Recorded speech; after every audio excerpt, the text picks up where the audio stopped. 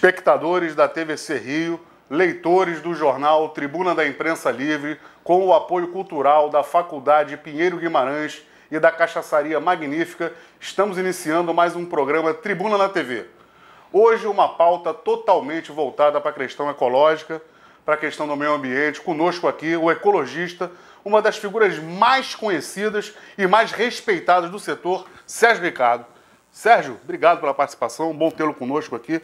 Daniel Mazola, é uma honra aí participar, né, aqui do seu programa e na nossa TV comunitária do Rio de Janeiro. Claro, né? E da nossa Tribuna da Imprensa Livre também. Tribuna da Imprensa Livre, exatamente. Meu irmão, já que o espaço é livre, a gente sabe que o momento, não é o momento, o nosso país é um país rico do ponto de vista da natureza, é o país que tem a maior floresta do mundo, né?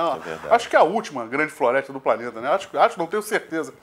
E o Rio de Janeiro é um caos nessa questão ecológica. Você é um lutador permanente, está aí uns 30 anos pelo menos nessa luta. Fala para mim, o que tem de mais grave hoje? A gente sabe que amanhã, esse programa é gravado, amanhã vai ter um ato importante lá na CSN. Explica melhor essa questão para a gente, meu irmão. Então, Mazola, o Rio de Janeiro, ele tem uma característica de ter a sua região metropolitana, que é uma das maiores do planeta, dependente quase exclusivamente de um único manancial, que é o Rio Paraíba do Sul. Paraíba do Sul, ele nasce nos estados de Minas Gerais e São Paulo e passa no estado do Rio de Janeiro por polo industrial. Nesse percurso nós temos a Companhia Siderúrgica Nacional, né, que foi privatizada nos anos 90. Período Fernando Henrique. Exatamente, no governo Fernando Henrique Cardoso. A partir dessa privatização, ocorreu uma redução dos investimentos em segurança do trabalho, em controle ambiental, né? E hoje a CSN tem, às margens do Rio Paraíba do Sul, uma verdadeira montanha de lixo químico. Cerca de 4 milhões de toneladas de escória de aciaria, que é um subproduto do processo de produção, está depositado irregularmente às margens do Rio Paraíba do Sul. Isso é de conhecimento de todas as autoridades públicas. No entanto, nós estamos vendo uma grande conivência da Secretaria de Meio Ambiente de Volta Redonda, do Instituto Estadual do Ambiente, da Secretaria Estadual do Ambiente, diga-se de passagem, a sucessivos governos, né? Nós sabemos que as grandes corporações são grandes financiadoras de campanhas eleitorais e ninguém quer fiscalizar, controlar essa poluição. Qual é o grande problema? E é importante aqui o seu ouvinte entender isso. Esse Rio Paraíba do Sul, ele é responsável pelo abastecimento diário de 9 milhões de pessoas. A água que nós bebemos aqui na Baixada Fluminense, na cidade do Rio de Janeiro, vem do Rio Paraíba do Sul. 7 milhões de habitantes da cidade do Rio de Janeiro dependem. Exatamente. E com a Baixada são 9 milhões de pessoas no total. Então, é uma questão muito preocupante. Eu considero, Mazola, que esse é o maior passivo ambiental do estado do Rio de Janeiro. E, a meu ver, se a gente tivesse o Bahia Viva, tivesse poder de solucionar uma questão, nós agiríamos sobre esse passivo ambiental da Companhia Siderúrgica Nacional, que é gravíssima. Você veja só, o Rio de Janeiro entrou numa crise agora em janeiro, em função da presença de uma substância geosmina na água, na estação de tratamento de água do Guandu. Essa substância, ela prolifera pela ausência do tratamento do esgoto sanitário, né?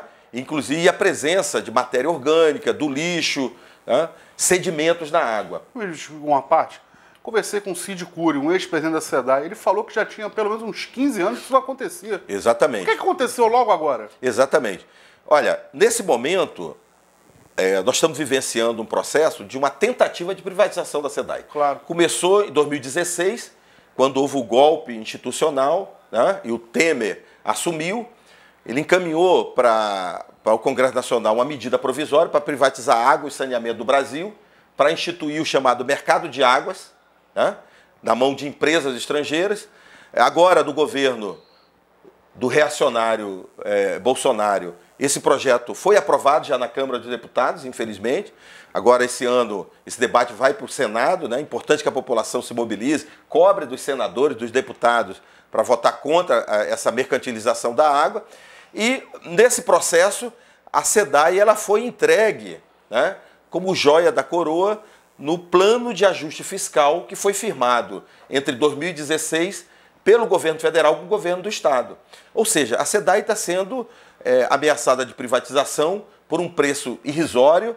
A SEDAI é uma empresa estratégica para o Rio de Janeiro, primeiro porque ela produz saúde, trata água e distribui para 64 municípios. E desculpa, tem um lucro anual de quase R$1 bilhão. É bom deixar claro isso. Exatamente. Do ponto de vista financeiro, a SEDAI tem uma excelente saúde econômica. Em 2017, ela teve um lucro social de mais de 800 milhões de reais. Correto. E o balanço financeiro de 2019, que ainda não foi publicado, nós já temos informação que é superior a 1 bilhão.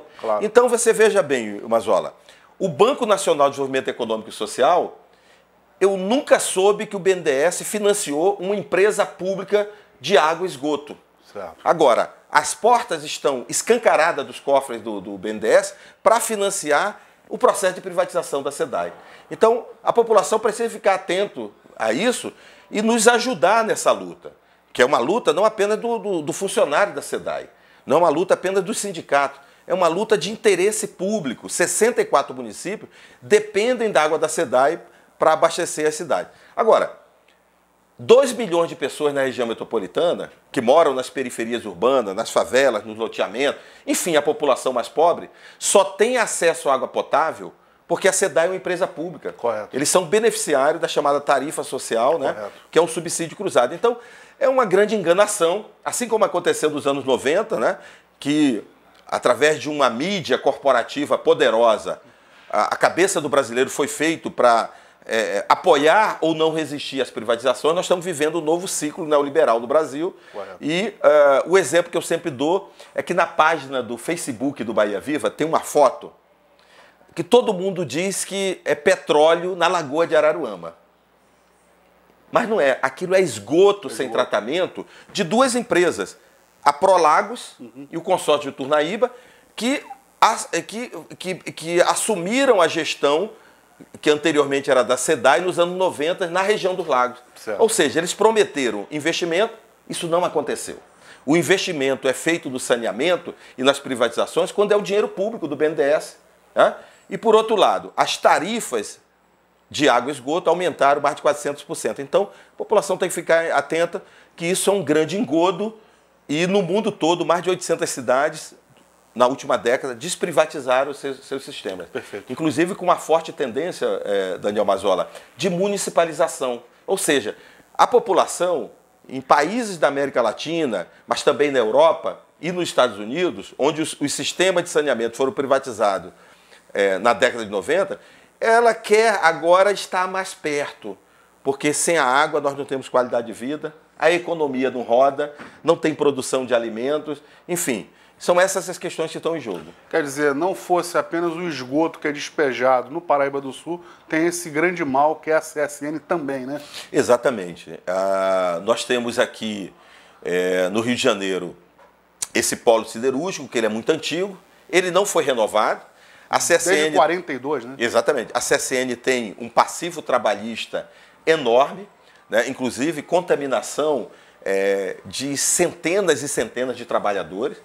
A empresa ela é responsável por um problema que eu considero de saúde pública no município de Volta Redonda, ali, né, por causa daquela intensa poluição.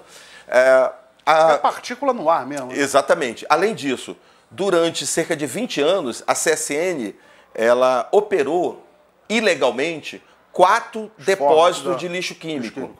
Por pressão dos movimentos sociais, da Igreja de Volta Redonda, Igreja Progressista, da Academia, da Fiocruz dos ecologistas, esses depósitos foram desativados.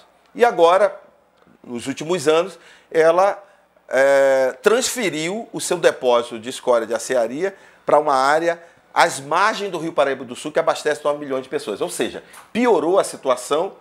Em maio de 2018, o Bahia Viva fez uma representação judicial ao Ministério Público Federal de Volta Redonda e ao MP do Estado.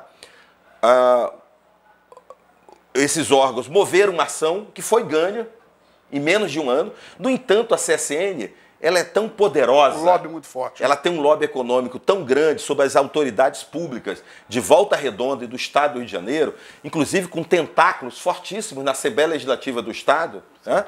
e na Secretaria Estadual do Ambiente, que ela está descumprindo flagrantemente a decisão judicial de desativar aquele depósito de lixo químico, e essa inspeção é exatamente para pressionar, apoiar a ação do Ministério Público e também prestar uma solidariedade aos moradores. Há muitas pessoas contaminadas ali e nós não podemos naturalizar, né, esse verdadeiro sacrifício da vida das pessoas e o sacrifício do meio ambiente que essas corporações estrangeiras estão promovendo no nosso país.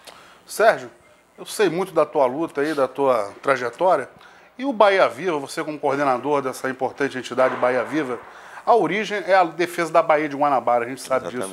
Fala da realidade hoje, que a gente sabe que já veio tentativa de despoluição há 20 anos atrás, já fizeram 1000 histórias políticas em torno disso. Como é que é a realidade hoje, a realidade da natureza, dos golfinhos, daquela vida que ainda existe na Bahia?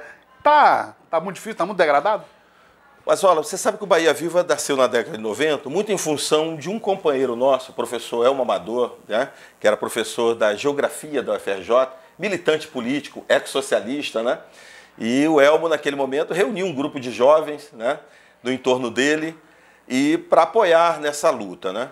Você veja, de lá para cá, já foram realizados pelo menos 2 grandes programas de despoluição, né? O PDBG e o Programa de Saneamento dos Municípios. Eco 92 foi o primeiro tentativa. Começou, na verdade, há 25 anos atrás. Começou em março de 1995. Era o Marcelo Alencar. 25 anos atrás. Na verdade, esse projeto ele foi elaborado e negociado com o Banco Interamericano de Desenvolvimento no segundo governo Brizola. O Japão entrou nisso também. No segundo governo Brizola tem uma participação de uma agência japonesa, a JICA. Me lembro disso. Mas a execução, o gasto do dinheiro público, é bom se dizer, não aconteceu no governo Brizola. O Brizola não teve o direito de gastar um único centavo. Certo. Era um bloqueio político que ele estava sofrendo. Claro. E esse recurso entrou exatamente do governo Marcelo Alencar. Correto. E foi uma verdadeira farra. Até hoje nós temos obras e grandes estações de tratamento de esgoto. Você lembra do valor do aporte? Olha, no total, há poucos dias foi feita uma reportagem aí numa grande TV e o governo do estado soltou uma nota que gastaram 7,5 bilhões. Pelas contas do Bahia Viva, nós consideramos que, no mínimo, já foram gastos algo em torno de 10 a 12 bilhões de reais, né? E até hoje nós temos várias estações de tratamento de esgoto operando com baixíssima capacidade. Porque, por incrível que pareça, os troncos coletores que ligariam o esgoto das residências até a estação não foram construídos, né? Então nós temos a Estação da Alegria no Caju, São Gonçalo, Pavuna Sarapuí, a da Ilha do Governador que foi reformada, a da Penha que foi reformada, a de Paquetá que foi reformada. Elas hoje operam com uma baixíssima capacidade porque o esgoto não chega, né? A Bahia recebe algo em torno de 18 mil litros de esgotos por segundo. Qual seria o mínimo? Somente aquela Estação da Alegria, que fica ali entre o bairro do Caju, Complexo da Maré e a Universidade Federal do Rio de Janeiro. Quem passa pela linha vermelha conhece. Quem passa na linha vermelha vê aquele elefante branco ali. Aquela capacidade, Mazola, aquela estação, Mazola, ela tem capacidade para tratar 5 mil litros de esgoto por segundo. Significa que isso é 1/3 de todo o volume de esgoto que a Bahia recebe. Então nós já poderíamos estar há 15 anos tendo melhorias na balneabilidade das praias do Fundão e da Ilha do Governador. E você chamou a atenção para uma questão importante. O reflexo disso, o impacto na saúde das pessoas, por causa das doenças de veiculação hídrica, porque todas as praias impróprias, as praias interiores da Bahia estão impróprias ao banho. Você tem um impacto na economia, porque a economia do Rio de Janeiro é a chamada economia do mar, é a economia do litoral. Nós dependemos de praias limpas, das lagoas limpas, da Baía de Guanabara, da Baía de Sepetiba limpa, para gerar emprego, trazer divisas para a cidade. E nós temos tem um problema social enorme, porque a pesca artesanal hoje está ameaçada de extinção, e ela foi muito relevante na economia do Rio de Janeiro até o início dos anos 80, né? O Rio de Janeiro é o segundo maior produtor de pescado do país. E tem um problema que me angustia muito, que é a questão da extinção dos botos cinzas.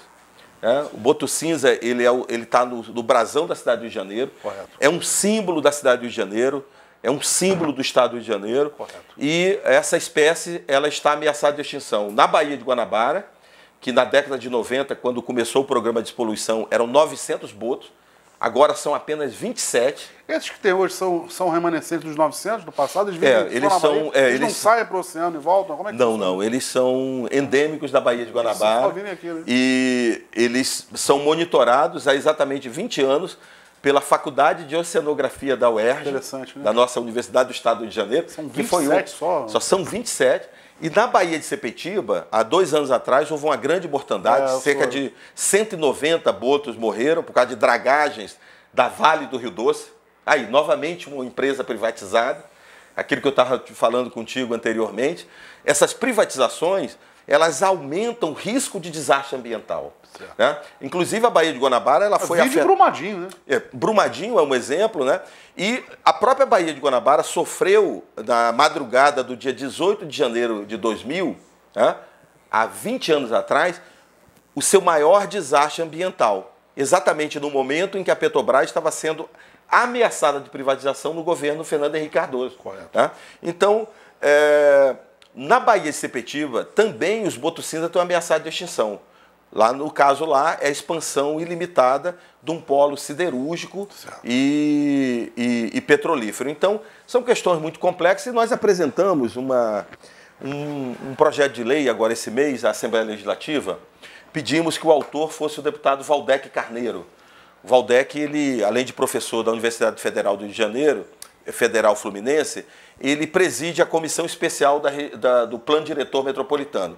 E esse projeto é o projeto de salvaguarda das baías fluminenses, em que nós estamos propondo, Mazola, a proibição de um tipo de operação petroleira nas 3 baías do Rio de Janeiro, da Baía de Guanabara, Baía de Sepetiba, da Ilha Grande, que é um tipo de operação que nós chamamos de ship-to-ship.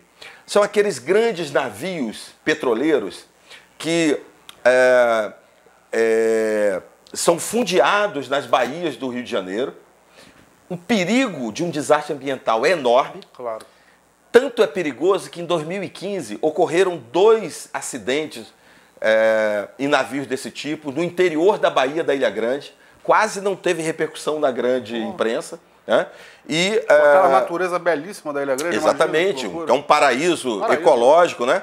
Um dos locais mais bonitos do mundo. Do mundo. E que agora o presidente Bolsonaro, na sua insanidade, quer transformar na chamada Cancún brasileira. Fernando de Noronha está nesse bolo, exatamente. Nessa linha também. Quer liberar a Ilha Grande, né, para especulação imobiliária e também ameaçando o arquipélago ali de Fernando de Noronha. Então, esse projeto de lei ele está tramitando na Assembleia Legislativa. Eu quero pedir aqui aos nossos ouvintes aqui da Tribuna Livre, da nossa TV comunitária, que escreva para a presidência da Assembleia Legislativa, acompanhe a tramitação, né? Porque esse projeto ele é muito importante. Você imagina, nós tivemos... Eu sou nordestino, eu sou lá do Rio Grande do Norte, né? Sou potiguara. O Nordeste brasileiro teve um impacto socioeconômico... Vazamento do piche, do óleo, que você está falando, do petróleo? Exatamente. Enorme na sua economia, afetou o turismo. Até hoje tem a presença de óleo nos manguezais, nos territórios pesqueiros, nos corais, claro. Né? Mortandade da espécie marinha, impacto sobre a pesca artesanal. E vai no leito do mar. Isso, exatamente. Né? Mas isso era em mar aberto, Mazola. Você imagina um desastre desse porte dentro da Baía da Ilha Grande, que loucura, dentro da Baía de Sepetiba, e repetir esse tipo de desastre ambiental na Baía de Guanabara, como aconteceu em 2000, né? Que foi um duto que vazou da refinaria Duque de Caxias, a Reduc, para o terminal da Ilha d'Água, na Ilha do Governador. Então, esse projeto nós consideramos que ele é muito importante. Ele prevê 5 instrumentos de gestão. Por exemplo, o Estado do Rio de Janeiro até hoje não fez o seu zoneamento costeiro. É um dos poucos estados do país que não fez o zoneamento costeiro. E nem fez o zoneamento ecológico e econômico. Então, como é que funciona hoje? Dependendo do interesse econômico, qualquer empresa poluidora, né, sai com uma licença ambiental do INEA e da Secretaria do Ambiente. E dane-se os pescadores, os botos, os manguezais, a população e a economia do turismo. Claro. Eu quero ressaltar isso. A economia do Rio de Janeiro é a economia do mar. E é nisso que nós temos que investir. Serviço, turismo, claro. Exatamente. Meu irmão, aquelas iniciativas de catar plástico nas praias, na lagoa, isso gera um benefício também? Pois é, você sabe o seguinte, que hoje um dos principais problemas ambientais globais é a presença de embalagens plásticas nos oceanos. Claro. A gente vê nas redes sociais, né, uma coisa terrível, verdadeira ilhas de plástico nos loucura, oceanos. Né?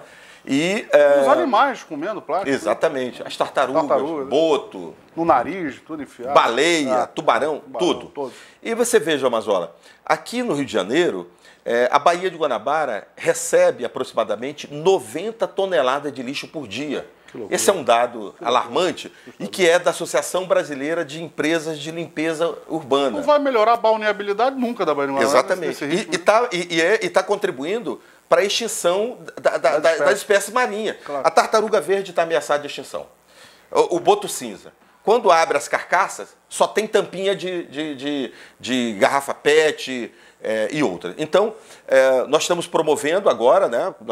Esse mês de março, nós celebramos no mundo todo o Dia Mundial da Água. Esse ano, em especial, num momento em que o Rio de Janeiro vive a sua 4ª crise hídrica em menos de 20 anos, né? Que é essa agora da Geosmina. Correto. Né? E uma ameaça de privatização da SEDAI, né? Correto. Que se for mercantilizada a água, nós vamos aumentar a chamada desigualdade de acesso à água potável, a desigualdade hídrica, a desigualdade ambiental. Uma crise de saúde pública também, né? Exatamente, que é uma crise sanitária e hídrica ao mesmo tempo. Claro. E, ao mesmo tempo, nós estamos promovendo com a Mar Sem Lixo, a reitoria da Universidade Federal do Rio de Janeiro, agora entre o dia 19 e 21 de março, o chamado Mutirão do Plástico, Guanabara Vive. Legal. E quero contar com a sua presença lá. Nós teremos lá oficinas de educação ambiental, passeio ciclístico. Estamos convidando amigos, Mazola, mergulhadores. Estaremos lá. Que vão mergulhar ali na Praia do Catalão e trazer, ali tem uma grande concentração de embalagem plástica, teremos documentários, oficinas de educação ambiental, enfim. Quero convidar aqui os alunos da UFRJ, professores, os servidores, né? E também a população do entorno, a população do Rio de Janeiro, né? E entre o dia 19 a 21 de março, na Ilha do Fundão, participar do mutirão do lixo, né, para a gente defender a nossa Baía de Guanabara. Um dos nossos leitores pediu para te fazer a seguinte pergunta. Agora é proibido distribuir sacola plástica nos supermercados gratuitamente, mas se cobra para o consumidor. Por que isso? Olha, você sabe, Mazola, o capital fica o tempo todo encontrando falsas soluções, né? Então, logicamente, nós somos de uma geração que não existiam essas sacolas plásticas como tem hoje, né? A gente tinha sacola de pano, né? Fazia compra, comprava o pão, comprava as frutas, os legumes, comprava... A de papelão era melhor, que era biodegradável. Exatamente. E aí, essa chamada cultura do plástico é de 20, 30 anos para cá. Isso é extremamente nocivo ao meio ambiente. Então, nós apoiamos qualquer iniciativa de legislação para restringir o uso do plástico. Agora, vamos deixar claro, isso não resolve o problema. Claro. O que resolve o problema é implantar a coleta seletiva nos municípios, que é obrigatório por lei, desde 2010, e não sai no papel no Rio de Janeiro. É uma lei que não cola, né? Porque a máfia do lixo é muito grande. Outra coisa, o Brasil está perdendo alguns bilhões de reais por ano. O Ministério do Meio Ambiente estima que o Brasil perde, Daniel, cerca de 8 bilhões de reais por ano por enterrar lixo. Então nós temos que investir na coleta seletiva e apoiar a cadeia produtiva da reciclagem. Esse é um setor que pode gerar empregos, gerar tecnologia e ajudar a preservar o meio ambiente. Agora, meu irmão, vamos falar um pouquinho da floresta atlântica, aqui da Mata Atlântica. Como é que está hoje? Encolheu de novo aqui no estado do Rio? Olha, você sabe que a Mata Atlântica é lá da minha terra, no Rio Grande do Norte ao Rio Grande do Sul. Claro, todo o estado que mais desmatou a Mata Atlântica foi exatamente o estado do Rio de Janeiro. Aliás, o Rio de Janeiro, ele não só cometeu esse ecocídio como um extermínio das populações tradicionais. Eu, como potiguara, né, de ancestralidade potiguara, eu fiquei muito impressionado de chegar no Rio de Janeiro e esse apagamento da cultura indígena. Aqui na Baía de Guanabara existiam cerca de 120 mil indígenas, foram todos exterminados. Nós temos 8 aldeias no estado do Rio de Janeiro e são os territórios mais preservados do estado do Rio de Janeiro. Em Maricá eu conheço, é muito bonito. E muito preocupante que agora, no dia 18, haverá uma audiência pública lá da Zona Oeste, porque o prefeito da cidade do Rio de Janeiro, Marcelo Crivella, quer construir um autódromo. E que, por incrível que pareça... No meio de uma mata fechada, né? Na floresta do Camboatá, se esse autódromo sair do papel... serão desmatadas 200 mil árvores. Que é o último remanescente daquela região, né? Com certeza. A Zona Oeste, nós só temos ali o Parque Estadual da Pedra Branca, de um lado, a APA de Jericinó-Mendanha, uma pequena área em Realengo, que há um movimento importante para transformar no Parque de Realengo Verde, e a Floresta do Camboatá, que está ameaçada de perder 200 mil árvores, caso essa insanidade desse autódromo saia do papel. Meu irmão, estamos já chegando ao final, nosso árbitro de vídeo aqui, o Max Figueiredo, está sinalizando. Eu acho que você podia deixar um recado final, lembrando da importância da ecologia, lembrando da importância do bioma.